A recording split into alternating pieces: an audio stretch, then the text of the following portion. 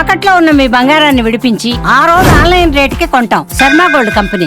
Corona తర్వాత చాలా కంపెనీలు నెలలో దాదాపు సగం రోజుల పాటు వర్క్ ఫ్రం హోం అమలు చేస్తున్నాయి. కొన్ని కంపెనీలు నెలలో 1-2 రోజుల ఆఫీస్కి వచ్చినా చాలు, మిగతా రోజులు ఇంటి నుంచి పనిచేసే వెసులుబాటు కల్పించాయి. దీంతో ఐటీ ఉద్యోగులు ఇంటి నుంచే ఉద్యోగం చేసుకుంటున్నారు. ఇలాంటి అవకాశాన్ని ఏపీలో మహిళలకు కల్పిస్తామంటున్నారు సీఎం చంద్రబాబు. త్వరలో రాష్ట్రంలోని మహిళలు ఇంటి నుంచే పనిచేసే విధంగా ప్రణాళికలు సిద్ధం చేస్తున్నట్టుగా తెలిపారు.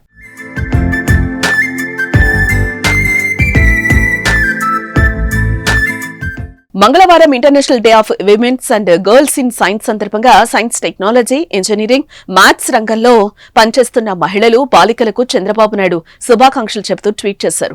అదే ట్వీట్ లో వర్క్ ఫ్రం హోం కోసం సీఎం మాట్లాడారు. కోవిడ్ మహమ్మారి సమయంలో పనితీరులో మార్పు వచ్చిందని, అందుబాటులో ఉన్న సాంకేతికత వర్క్ ఫ్రం హోం ప్రాముఖ్యతను సంతరించుకోవడానికి సహాయపడిందని చంద్రబాబు ప్రస్తావించారు.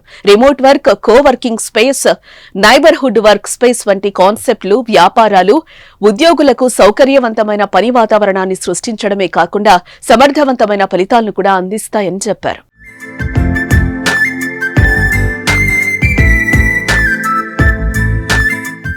ఏపీలో ఇలాంటి మార్పులు తీసుకొచ్చేందుకు ప్రయత్నిస్తున్నట్టు వివరించారు. ఆ దిశలో IT global capability centres policy 4.0 ఒక గేమ్ చేంజర్ గా అడుగవుతుందని తెలిపారు.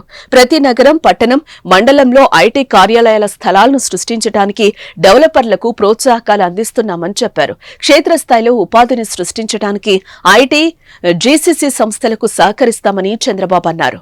సీఎం తెలిపినట్టు మండలాలు, ప్రతి నగరం, పట్టణాల్లో ఐటీ కార్యాలయాలొస్తే సొంతూళ్లకు దగ్గర ఉండి పనిచేసే అవకాశం ఉంటుంది. హైదరాబాద్, బెంగళూరు వంటి నగరాలకు వెళ్లాల్సిన అవసరం కూడా ఉండదు. దగ్గరలోనే ఉపాధి లభిస్తుంది. మరి ఇది ఎంతవరకు సాధ్యమవుతుందో చూడాలి.